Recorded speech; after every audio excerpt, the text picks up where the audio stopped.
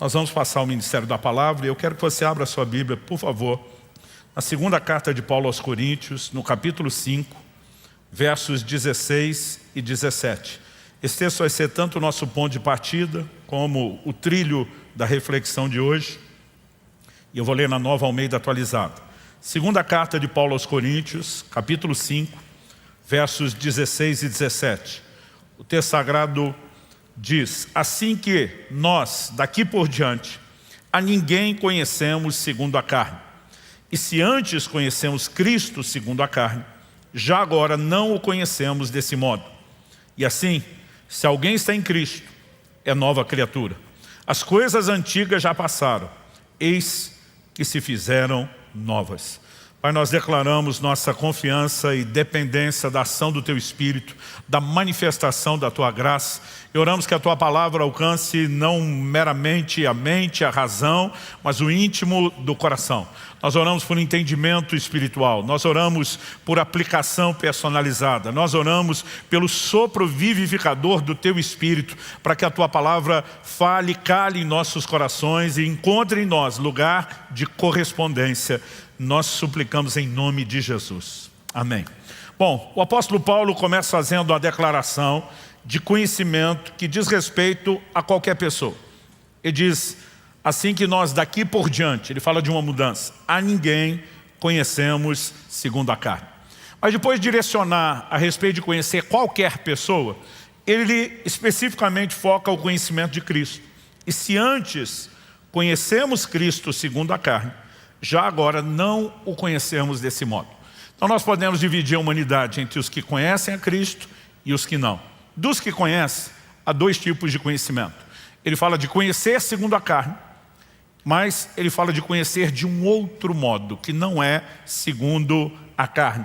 O que é que significa essa expressão, conhecer segundo a carne? Eu gosto de dizer que é a própria Bíblia que explica a Bíblia.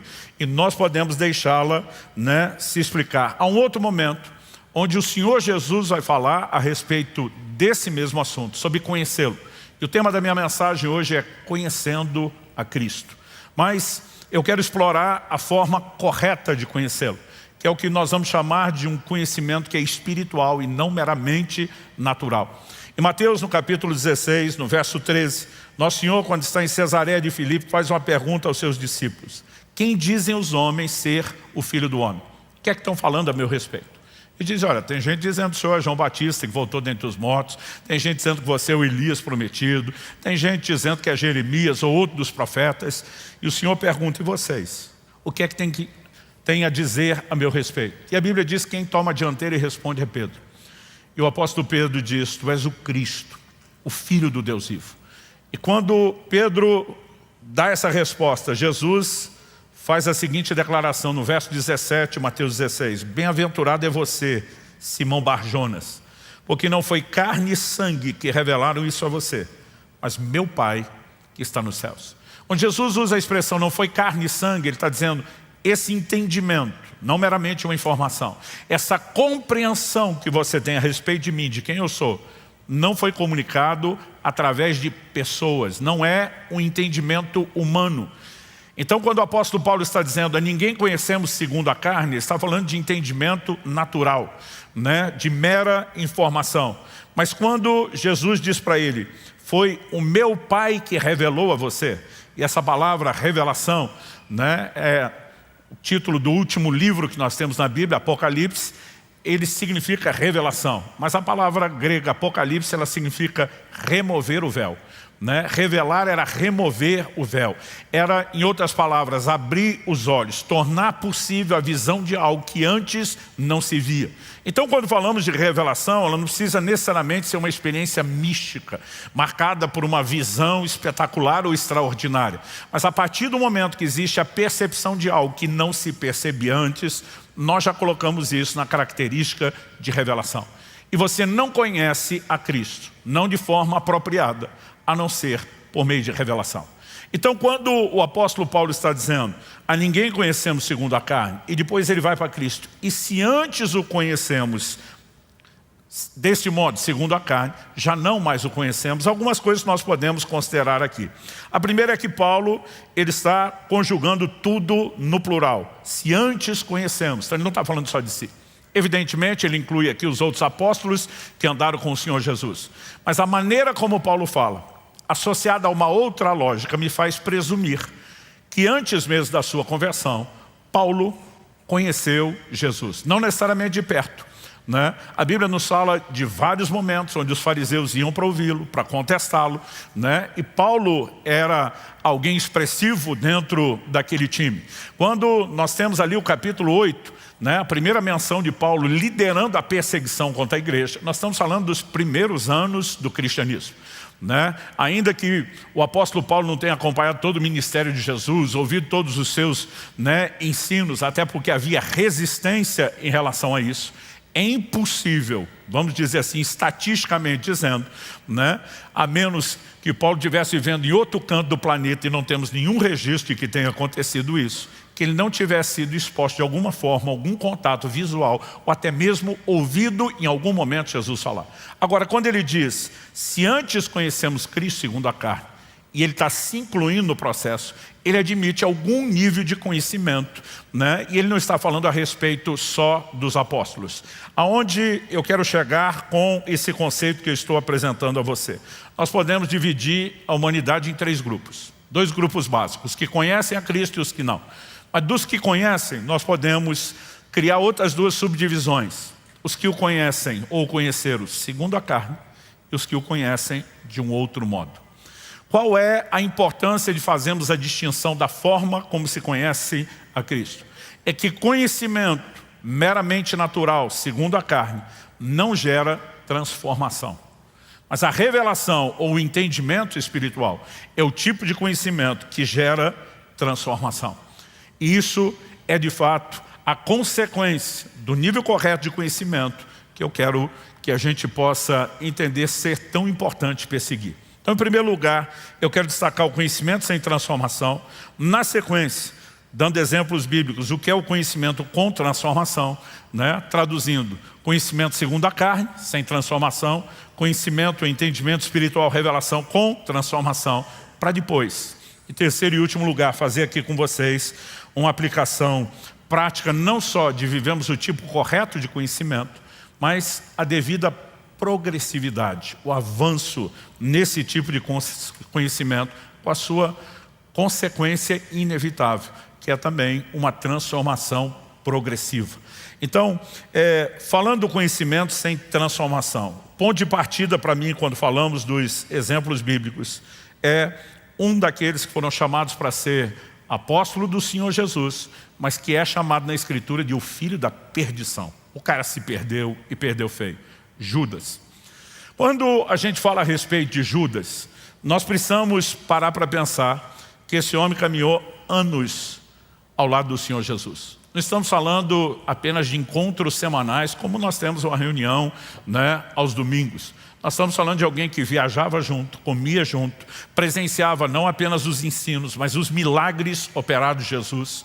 Ele conviveu não apenas com o homem Jesus, porque, embora em essência nunca deixou de ser Deus, eu e você precisamos entender que ele viveu 100% como homem. Então havia proximidade, havia relacionamento. Ninguém pode dizer que Judas não conheceu Jesus. Todo convívio te gera uma capacidade de percepção e conhecimento que quem não tem convívio não tem. Então agora, no início do mês, na semana passada, Kelly e eu completamos 30 anos de casado. É muito tempo de convívio.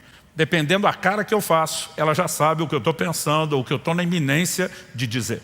E você não precisa de um relacionamento somente como marido e mulher e nem de 3 décadas. Pastor Marciano caminha comigo há mais de 20 anos. Normalmente, pelo convívio, ele já sabe diante de determinado problema, qual a orientação que eu vou dar, qual o conselho que eu tenho para dar, o que é que eu vou dizer, o tom que eu vou adotar. Então, as pessoas conseguem conviver com outras a ponto de ter conhecimento.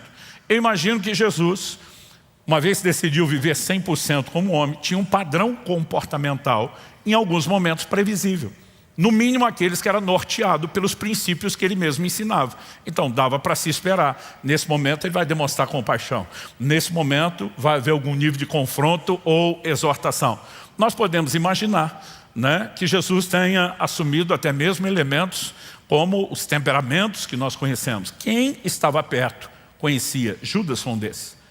Mas para aqueles que pensam que talvez a traição de Judas foi apenas um deslize único, a Escritura nos faz questão de mostrar que Judas vinha apresentando desvios de conduta e de caráter muito tempo antes. Um dia eu ouvi alguém dizer, né, que um homem ou mulher de Deus nunca cai. A pessoa diz, a pessoa vai caindo, é um processo. Princípios são negligenciados, são quebrados, certos gatilhos ou escrúpulos vão sendo quebrados aos poucos e a pessoa progride no caminho da queda ou da perdição. E o Evangelho de João, no capítulo 12, nos fala a respeito de um momento específico de uma oferta que é feita ao Senhor Jesus. Você conhece muito bem aquele exemplo, né, das Escrituras, quando um perfume é derramado ali aos pés do Senhor.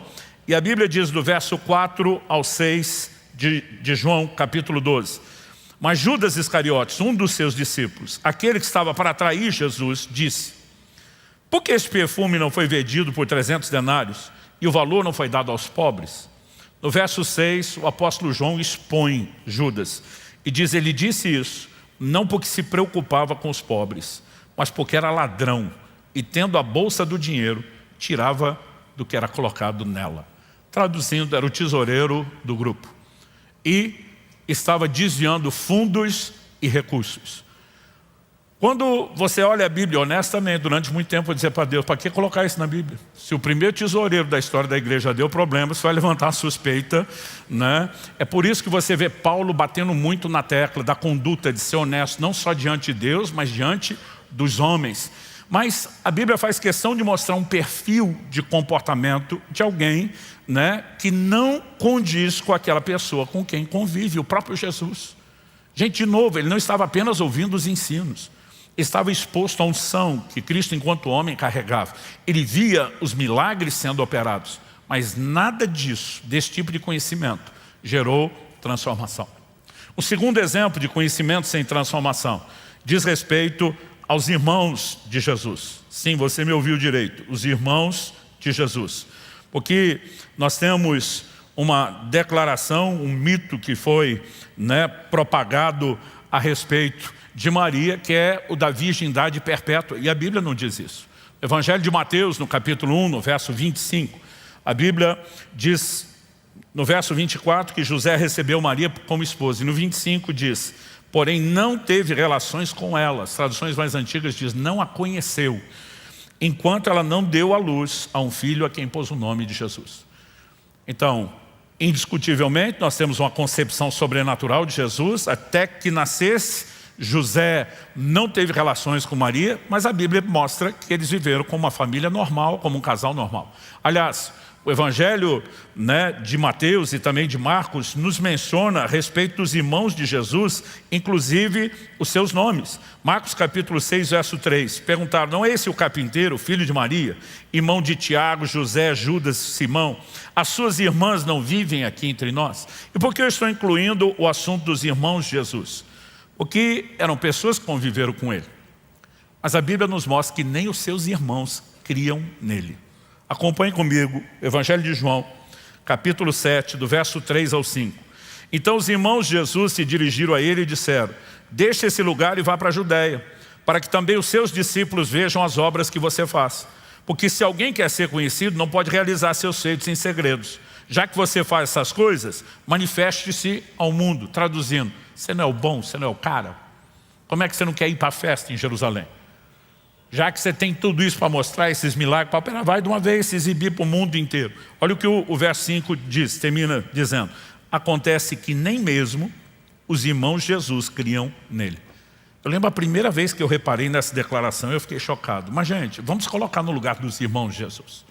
Diferente de José, que um anjo aparece, Maria, que um anjo aparece. Maria indiscutivelmente tem uma experiência única de visitação no seu corpo, né? O milagre da concepção sem nenhum envolvimento com nenhum homem. Não há como contestar a realidade dessas coisas.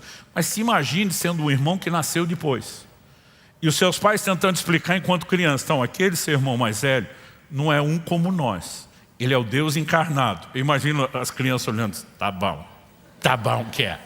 Não é porque Jesus está vivendo como homem, vai assumir o seu ministério público aos 30 anos. Não há registro de milagres sendo operados antes disso. Se coloque no lugar deles. Eles conheciam Jesus muito bem, mas criam nele? A Bíblia diz que não. Não só não criam. Evangelho de Marcos, capítulo 3, versos 20 e 21, depois vou ler o 31, diz assim: então Jesus foi para casa. Aqui nós já temos Nosso Senhor vivendo na Galileia. Outra vez se ajuntou a multidão de tal modo que nem podiam comer. Quer dizer, agora o ministério de Jesus está bombando. A Bíblia diz, e quando os parentes de Jesus ouviram isso, saíram para prendê-lo, porque diziam, está fora de si. Quem eram os parentes? Verso 31 diz, nisto chegaram a mãe e os irmãos de Jesus, e tendo ficado lá de fora, mandaram chamá-lo. Imagino que a mãe está simplesmente tentando conter aqueles filhos, né? Ela tinha uma experiência única, indiscutível, não há nenhum momento onde em absolutamente lugar nenhum das Escrituras, né, possa haver qualquer sugestão de nenhuma dúvida de Maria sobre quem era Jesus e seu ministério. Mas, quando a Bíblia está dizendo que seus parentes queriam prendê-lo, estava dizendo, está maluco, ele acha mesmo que é o Messias, ele acha que é o Cristo.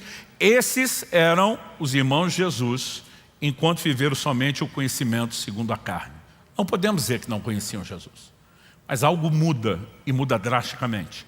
Porque logo no início da história da igreja, diferente de Judas, que nunca viveu transformação, os irmãos de Jesus viveram. Logo depois de Nosso Senhor ser assunto aos céus, o registro que está em Atos capítulo 1 vai até o versículo 12. Isso aconteceu no Monte das Oliveiras. Versículo seguinte, o 13, falando dos apóstolos, diz assim, quando entraram na cidade, então estão voltando do Monte das Oliveiras, a cidade aqui é Jerusalém. Quando entraram na cidade, subiram para o cenáculo, é o lugar onde no dia de Pentecostes todos foram cheios do Espírito Santo. Subiram para o cenáculo, onde se reuniam Pedro, João, Tiago, André, Filipe, Tomé, Bartolomeu, Mateus, Tiago, filho de Alfeu, Simão Zelote e Judas, filho de Tiago. Ou seja, 11 dos apóstolos. Porque nesse momento Judas Iscariote já se perdeu, não está no grupo, Matias ainda não entrou para substituir Judas. Todos esses perseveravam unânimes em oração, com as mulheres, com Maria, mãe de Jesus, e com os irmãos dele. Aqui nós temos um relato claro. O que é que acontece antes e depois com esses irmãos de Jesus? Em algum momento, aquilo que era só conhecimento segundo a carne, vai se transformar num conhecimento espiritual. Os irmãos de Jesus, eles sabem o desfecho da história. Como Cristo foi crucificado, uma execução pública, morte incontestável. Quando, surpreso com o fato de já ter dado sinais de morte, o centurião decide não quebrar as pernas de Jesus, ainda manda que um soldado faça a checagem. E a Bíblia diz no Evangelho de João, quando lhe furaram ao lado com uma lança, saiu sangue e água. Quando o sangue já está se transformando em água, é evidente sinal de que a morte já aconteceu. Nós podemos imaginar aqueles irmãos de perto ou de longe, tendo conhecimento de tudo que aconteceu. Mas Nosso Senhor, depois de ressuscitado, apareceu a várias pessoas. Em 1 Coríntios capítulo 15, que eu chamo de o capítulo da ressurreição, o apóstolo Paulo, do verso 3 ao 7, diz o seguinte, antes de tudo, entreguei a vocês o que também recebi, que Cristo morreu pelos nossos pecados, segundo as Escrituras, e que foi sepultado e ressuscitou ao terceiro dia, segundo as Escrituras. E apareceu a Cefas, Cefas é a expressão em aramaico para o nome de Pedro. E apareceu a Cefas, e depois aos 12. Depois foi visto por mais de 500 irmãos de uma só vez, dos quais a maioria ainda vive, porém alguns já dormem. Você consegue imaginar esse culto? Mais de 500 irmãos e Nosso Senhor apareceu para todo mundo uma vez só. Deve ter sido a reunião. O texto continua e diz assim, depois foi visto por Tiago e mais tarde por todos os apóstolos. Quem é esse Tiago? A Bíblia não está falando de Tiago, irmão de João, o primeiro dos apóstolos a ser morto, martirizado por Herodes, ele já está incluído nos 12. Não está falando de Tiago o menor, o outro dos 12. Está falando de um homem que se tornou o grande líder da igreja em Jerusalém depois de Pedro. No início do livro de Atos é incontestável que a liderança da igreja, né, está a cargo de Pedro. Ele é a voz maior. Em algum momento, isso já é claro e evidente em Atos capítulo 15, no concílio de Jerusalém, o peso que a voz de Tiago tem, que Tiago assumiu esse lugar de liderança. Provavelmente uma transição, porque o apóstolo Pedro, assim como os demais apóstolos, não permaneceram o tempo todo em Jerusalém. Eles viajavam muito testemunhando de Cristo, mas Tiago se tornaria o grande líder, a ponto de ser chamado em Gálatas 2,9 de uma das colunas da igreja. O apóstolo Paulo diz em Gálatas 2,9: quando reconheceram a graça que me foi dada, Tiago, Cefas e João, que eram reputados colunas, estenderam a mim e a Barnabé a mão direita da comunhão, a fim de que fôssemos para os gentios e eles para a circuncisão. Quem é esse grande líder, uma das colunas da igreja, cujo nome é mencionado antes mesmo de Pedro e João? Em Gálatas, no capítulo 1, no verso 19. O apóstolo Paulo se refere a Tiago como o irmão do Senhor. É um dos nomes que nós temos alistado ali em Marcos 6, dos irmãos de Jesus, Tiago. Curioso é que esses irmãos que não criam em Jesus, em algum momento passaram a crer. E a Bíblia fala de uma aparição específica de Jesus a Tiago. E depois da ressurreição, os irmãos que não criam nele passariam a crer. Porque quando o conhecimento, não segundo a carne, mas nesse patamar que nós chamamos de revelação entra, a transformação se estabelece e se processa. O apóstolo Paulo mesmo diz, nós já não conhecemos segundo a carne. Ele ouvia sobre Jesus. Ele tinha raiva e perseguia Jesus. Tudo o que ele conheceu antes não produziu transformação. Mas em algum momento, quando o Senhor lhe aparece na estrada, naquele caminho para Damasco, as coisas vão mudar e vão mudar drasticamente. Daqui a pouco vou falar sobre a transformação de Paulo. Mas evidentemente nas Escrituras nós temos conhecimento sem transformação e temos conhecimento com transformação. Sem transformação é sempre o conhecimento segundo a carne. Com transformação é quando algum nível de revelação, né, de entendimento espiritual se estabelece. E esse é o grande ponto a ser perseguido. Eu e você precisamos entender que o Evangelho envolve aprender a respeito de Cristo. Efésios, no capítulo 4, no verso 20, o apóstolo Paulo, primeiro ele vai mencionar o comportamento de alguns e depois ele diz para a igreja, mas não foi assim que vocês aprenderam a Cristo. Então eles ensinavam sobre quem era Jesus, não apenas a sua pessoa, a sua obra redentora, repassavam os seus ensinos. Quando o apóstolo Paulo vai ensinar sobre a ceia, ele diz, eu vos entreguei o que eu também recebi do Senhor. Ele não estava lá naquela última ceia, mas o Senhor, em uma das muitas vezes em que apareceu a Paulo, certamente o orientou sobre isso. Então, não quer dizer que não havia aprendizado sobre a pessoa de Jesus. Quem ele era, o que disse, o que fez. Mas eu e você precisamos entender que nós precisamos de mais do que informação sobre ele. Nós precisamos de revelação a respeito de Jesus, senão não haverá transformação.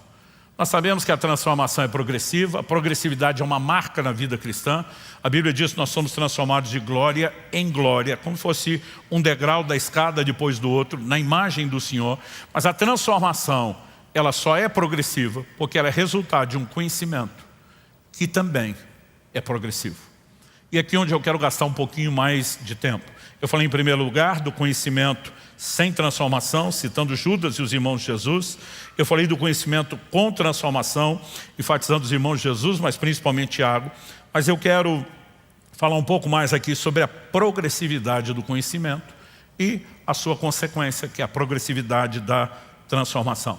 Em Oséias, no capítulo 6, no verso 3, a Bíblia diz que nós devemos conhecer e prosseguir em conhecer a Deus. Ou seja, conhecimento de Deus não é algo que você esgota numa única experiência, por vários motivos. Em primeiro lugar, Deus é um ser ilimitado, infinito. E não há como eu e você esgotarmos o conhecimento de quem Ele é. Segundo, diferente de Deus, eu e você somos seres limitados, bem limitados. E nós não conseguimos absorver o conhecimento, nem aquilo que é possível na nossa limitação de uma única vez ou logo no início da conversão. Por um motivo, né, que a gente pode destacar aqui, entre outros, que é a questão de maturidade. O livro de Hebreus, no capítulo 5, no verso 11,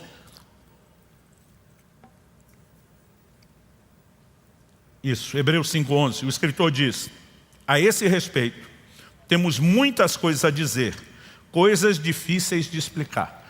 Ele está dizendo, olha, eu tenho mais para falar do assunto, mas é difícil explicar. Por quê? Pela complexidade da doutrina? Não. Ele diz, porque vocês se tornaram tardios em ouvir. A maneira como nós ouvimos determina se haverá ou não compreensão. Esse é o tema central da parábola do semeador. A semente cai à beira do caminho, é roubada, pelas aves, que Jesus interpreta como os demônios. Nosso Senhor fala daqueles que ouvem e não entendem. Se não entende, não tem frutificação da palavra. Ele menciona duas outras sementes que começam o processo, mas ele é abortado, para no final falar da semente que cai em terra boa, frutifica. E diz, esses são os que ouvem e entendem. A palavra de Deus só pode operar aonde existe compreensão e entendimento. Evidente que quando falamos de revelação, nós não alcançamos isso sem Deus. Por outro lado, não significa que Deus sozinho, de forma unilateral, vai promover todo o tipo de conhecimento, sozinho, independente da nossa conduta. Até porque se fosse assim, Ele é o maior interessado. Então todos nós deveríamos estar vivendo o pleno conhecimento. Então ele está dizendo, se há essa negligência em ouvir, ele diz, a capacidade de compreensão de vocês vai ser comprometida. O escritor continua e diz no verso 12, pois quando já deviam ser mestres, levando em conta o tempo decorrido, que é o tempo de fé, de caminhada cristã, vocês têm novamente necessidade de que alguém lhes ensine quais são os princípios elementares dos oráculos de Deus. Traduzindo, pelo tempo de vida cristã, vocês tinham que estar ensinando outros. Além de não estar ensinando, vocês têm que reaprender o tempo todo o beabá, os fundamentos da fé, os princípios elementares. Ou seja, a percepção não estava entrando. E ele termina dizendo, o verso 12, passaram a ter necessidade de leite, não de alimento sólido. 13 e 14, ora, todo aquele que se alimenta de leite é inexperiente na palavra da justiça porque é criança. Mas o alimento sólido é para os adultos, para aqueles que pela prática têm as suas faculdades exercitadas para discernir não somente o bem, mas também o mal. Um dia alguém me perguntou, pastor, o senhor tem plano de algum dia pregar sobre esse assunto que eu te vi conversando ali na mesa? Eu falei, nunca. Ele falou, por que não? É tão importante. Eu falei, importante para você que é maduro e consegue digerir alimento sólido. Isso aí vai dar uma congestão em algumas crianças na fé. Assim como você não dá feijoada para um recém-nascido. Simples assim.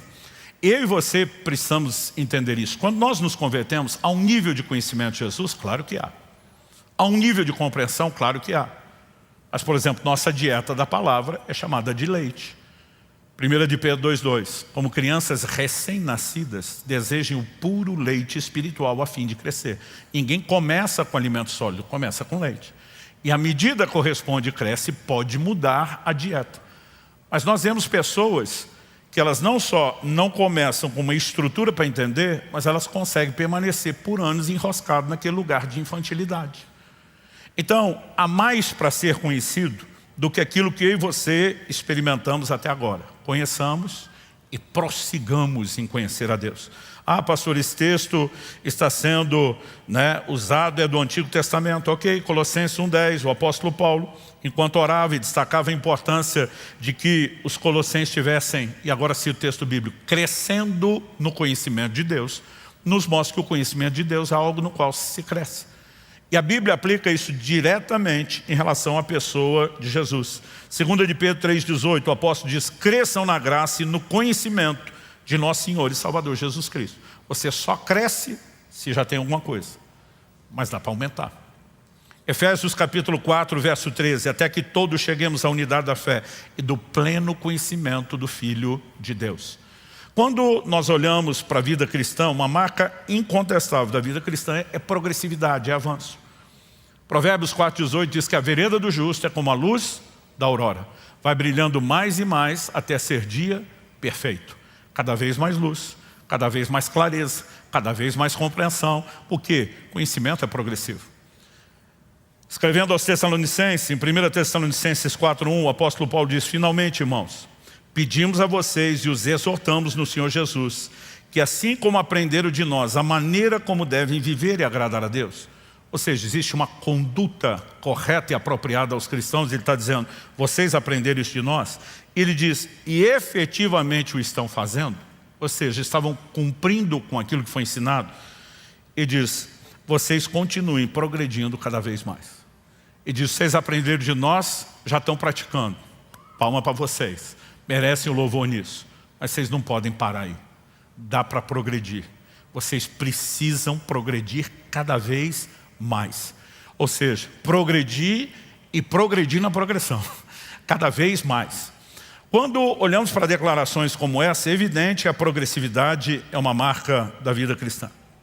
Em 2 de Pedro, no capítulo 1, do verso 5 a 8, o apóstolo Paulo diz assim, por causa disso, concentrando todos os seus esforços. Ou seja, não depende só de nós. Jesus disse, sem mim vocês não podem fazer nada. Mas também não depende só de Deus. É uma interação. As duas partes se envolvem. E normalmente quem falha é a gente, nunca é Deus. Concentrando todos os seus esforços, acrescentem à fé que vocês têm a virtude. Então a fé já está lá, tem a conversão. Mas ele diz, acrescente a virtude. A virtude, acrescentem o conhecimento.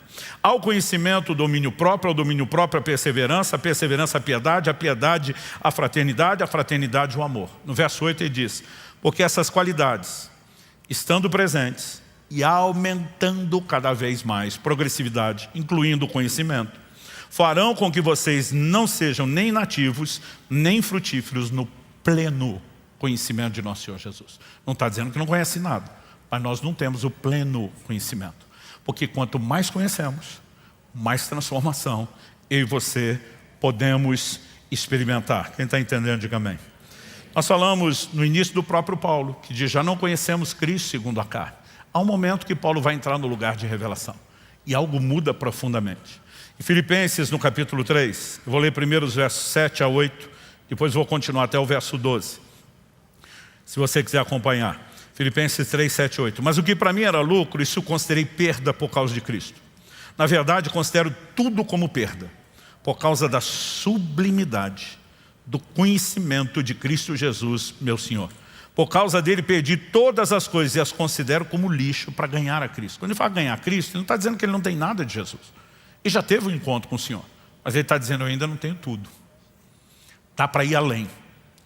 Agora, Paulo diz, o que antes era lucro, outras traduções dizem ganho. E apesar das palavras lucro e ganho sugerirem que Paulo está falando de coisas materiais, ele não está falando disso. Ele está falando de outros valores. O que para mim era importante, o que para mim tinha valor, desvalorizou, perdeu importância. Por quê? Porque eu conheci algo muito mais importante. Quando ele fala da sublimidade do conhecimento de Cristo Jesus, outras traduções traduzem como a excelência do conhecimento, a suprema grandeza.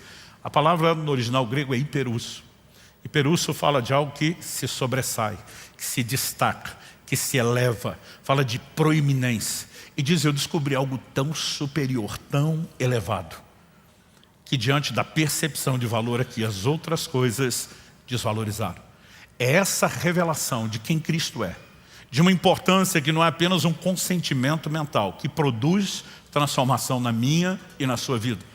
E o apóstolo Paulo não só viveu isso, ele continua, o fim do 8 ele diz assim, perdi todas as coisas, as considero como lixo para ganhar a Cristo. O 9 diz, ser achado nele, não tendo justiça própria que procede da lei, mas aquela que é mediante a fé em Cristo, a justiça que procede de Deus baseada na fé. Agora olha o 10, o que eu quero é conhecer Cristo.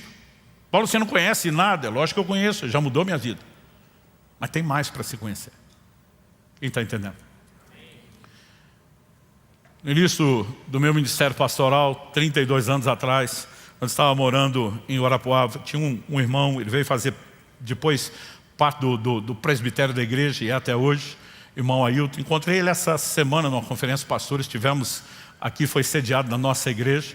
Eu lembro do dia que ele estava passando, eu dei um oi para ele e fiz a pergunta só para ouvir a resposta que eu amava ouvir. Falei, e aí, Ailton, tudo bem? Ele respondeu o que eu sempre gostava de ouvir, ele falou, está tudo bem, mas tem espaço para melhorar. Né? Tinha hora que eu perguntava, não era nem para saber como ele está, só para ouvir aquela empolgação, tem espaço para melhorar. Não importa o quão boas as coisas estejam, tem espaço para melhorar.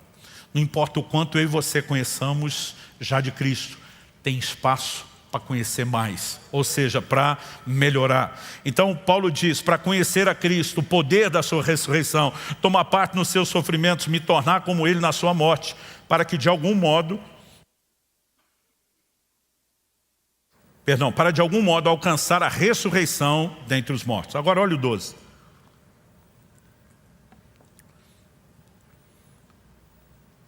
Não que eu já tenha recebido isso. Ele não está falando de uma experiência zero com Jesus, está falando de alcançar aquele nível maior. Ou já tenho obtido a perfeição. Essa palavra aqui traduzida perfeição é o estado completo, a perfeita maturidade. Mas prossigo para conquistar aquilo para o que também foi conquistado por Cristo Jesus. Eu e você precisamos entender não só que é um conhecimento que transforma, mas que em vez de ser apenas um conhecimento que nos levou a ser transformado só até um certo ponto e depois estagnamos, nós podemos conhecer cada vez mais e sermos, consequentemente, transformados cada vez mais. Mas a pergunta prática antes de terminarmos é: como podemos vivenciar esse tipo de conhecimento? Não o segundo a carne, que não produz transformação, mas esse que é espiritual. Eu quero destacar um elemento que para mim assim é prioritário quando falamos em termos de vida cristã. A maior parte das pesquisas apontam que a grande maioria dos cristãos não tem tempo devocional diário com Deus. Aliás, a maioria parece não entender a dinâmica de um relacionamento que deveria ser diário, não fundamentado em cultos semanais, reuniões semanais como a celebração, ou mesmo uma segunda reunião que é a célula. Quando você olha lá para o Jardim do Éden, Deus, depois de criar o primeiro casal, os visitava diariamente. A Bíblia diz que as misericórdias do Senhor se renovam a cada manhã. Quando você olha para o maná, era uma porção diária. Ao longo de toda a Escritura, é evidente que Deus espera de nós um relacionamento no dia a dia. E nós precisamos entender que esse tempo devocional, ele é fundamental não por mera questão de religiosidade, mas para um processo que eu e você precisamos. Em Mateus, no capítulo 11, nos versos 28 e 29, Jesus diz assim: venham a mim, todos vocês estão cansados e sobrecarregados, e eu os aliviarei. Tomem sobre vocês o meu jugo e aprendam de mim, porque eu sou manso e humilde de coração, e vocês acharão descanso para a sua alma. A maioria das pessoas me parece olhar para esse texto só para dizer assim: bom, se eu estou cansado, sobrecarregado, eu posso ir a Jesus, conseguir alívio e descanso para a alma. Mas não foi só isso que ele falou. Ele diz: aprendam de mim, eu sou manso e humilde. Eu quero que você manifeste o mesmo nível de humildade e de mansidão que eu tenho. Mas como que eu e você podemos aprender de Jesus? Antes do verbo aprender, que aparece no verso 29, nós temos um convite que apresenta outro verbo no 28. Venham a mim. Para aprender de Cristo, você precisa de proximidade, você precisa de contato, você precisa de relacionamento com Ele. Atos capítulo 4, verso 13, nos fala dos apóstolos, logo depois da ressurreição de Jesus, testemunhando com poder. E a Bíblia diz em Atos 4,13 o seguinte: e reconheceram que eles haviam estado com Jesus. Olha que interessante essa frase. Não é apenas o povo olhando e a gente lembra dessa turma que andava com ele. Reconheceram que eles estiveram com Jesus. Alguns talvez não lembravam da feição e do rosto de quem acompanhava Jesus na época em que possa ter visto. Mas eles pregavam a mesma mensagem, eles falavam a mesma língua, eles carregavam a mesma unção de Jesus, eles operavam os mesmos milagres. O pessoal olha e diz: essa é a turma que anda com ele, convive com ele a ponto de ser afetada por ele. Essa tem sido uma oração que eu tenho feito bastante a Deus. Senhor, que as pessoas possam reconhecer que eu estive com o Senhor. Aliás, meu pai tinha uma declaração interessante sobre o devocional, sobre a vida de oração, tempo com Deus, com a palavra. Ele dizia: se eu ficar um dia sem o meu tempo devocional, eu sinto a diferença. Ele dizia: se eu ficar uns 3 dias, minha mulher já percebe a diferença. Mas se eu ficar mais de uma semana, com certeza a igreja já vai sentir a diferença. Porque ou nós vamos transbordar o resultado de estar com Ele, ou nós vamos transbordar algo diferente. Estar com Jesus é uma chave para aprender dEle, para conhecer dEle, e para dessa forma podermos ser transformados. Cada uma das disciplinas espirituais tem lá o seu caráter de transformação. Quando nós falamos a respeito do louvor e adoração, nós precisamos entender a importância disso, gente, a ponto de ser praticado em bases diárias. E você não precisa ser um bom cantor para isso. Eu acho que o único que me aguenta ouvir cantar é Deus. Ele deve ter algum filtro, né, que a coisa chega no ouvido dele diferente. Porque ele é o único que consegue, né, lidar com isso. Mas há um princípio por trás da adoração. Pessoas se recusam a adorar a Deus, parece que sempre são entregues a um tipo de juízo semelhante. Romanos capítulo 1 fala de pessoas que se recusaram da glória a Deus e Deus os entregou a paixões infames. São entregues à sua própria natureza carnal. A Bíblia diz que Herodes se recusou a dar glória a Deus e morreu comido de bicho. O juízo sempre parece vir e se manifestar na carne. Por outro lado, inúmeros outros textos nos mostram que no ambiente de adoração, a carne é mortificada, a transformação acontece. Eu gosto de uma declaração do salmista, falando do ambiente de louvor e adoração, diz: eu me satisfarei com a sua imagem pelas manhãs. Existe algo transformador nas práticas espirituais. O jejum que nos leva a quebrar essa natureza carnal, né? E combinado às outras experiências, também vai nos permitir viver transformação. Mas eu queria destacar hoje 2 disciplinas espirituais acima das outras. Eu não estou dizendo que as outras não são importantes. Louvor e adoração deveria ser praticado só nos cultos. Isso aí deve ser praticado em base diária. E nem sempre você precisa cantar para manter esse espírito de louvor. Você estava vindo de casa para a igreja hoje, louvor e adoração está comendo solto no carro. Não importa se vai ter 5 cultos. A gente não precisa depender desse ambiente, né?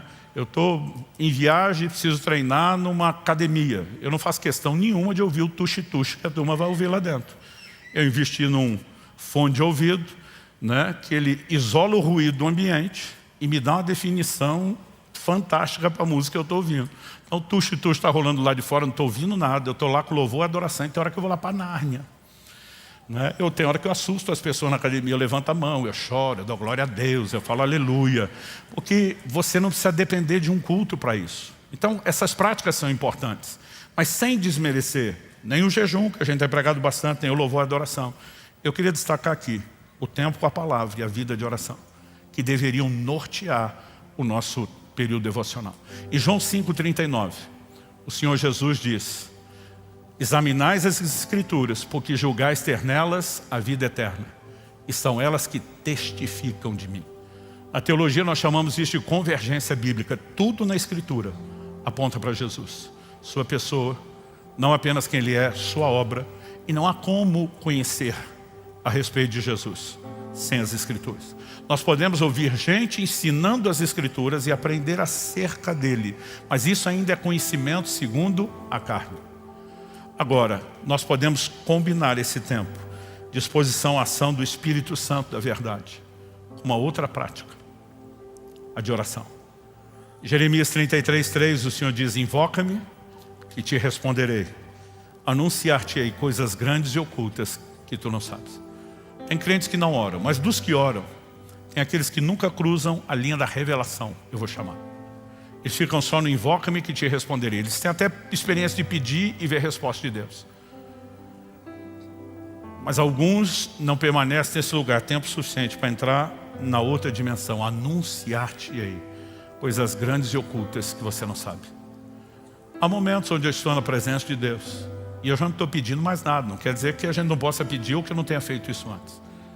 É simplesmente aquele momento onde eu quero entrar cada vez mais fundo naquele lugar de percepção e entendimento quem Ele é. Porque quanto mais o conhecemos, não segundo a carne, mas do outro modo, mais nós somos transformados. Não há como aprender dele sem ir a Ele. E nós precisamos construir uma vida marcada pelo tempo diário de devoção com Deus. Você recebe essa palavra? Pai, eu oro com cada um dos meus irmãos e irmãs que estão nesse auditório, aqueles que nos acompanham à distância, seja por essa transmissão ou posteriormente por meio de uma palavra gravada. Eu oro que o Teu Espírito não nos deixe, ó Deus, avançar apenas com informação a ser digerida ou processada, ainda que reconheçamos a importância de se meditar naquilo que ouvimos. Nós oramos por despertamento espiritual. Nós oramos por uma santa provocação dos céus, para que possamos pegar o trilho da transformação e viver a medida cheia e completa daquilo que o Senhor tem para nós. Queremos conhecer a Cristo não segundo a carne, mas do outro modo. Aquele que Jesus classificou como revelação. Aquele que é marcado pela característica da transformação. E queremos viver isso de forma progressiva, contínua. E nós clamamos por isso na vida de cada um de nós. Sabemos que essas coisas não acontecerão de forma automática, como uma fruta madura que cai de uma árvore. Mas nós queremos cooperar contigo. Queremos intencionalmente provocar esses resultados nas nossas vidas. E oramos que o Senhor nos guie nesse processo de maneira prática. Nós clamamos em nome de Jesus. Que aquilo que o Senhor começou não só a falar, mas a fazer, não se encerre ao final dessa reunião. Nós oramos não só por continuidade, mas por progressividade. E nós fazemos isso em nome do Senhor Jesus. Se você crê e concorda, diga amém.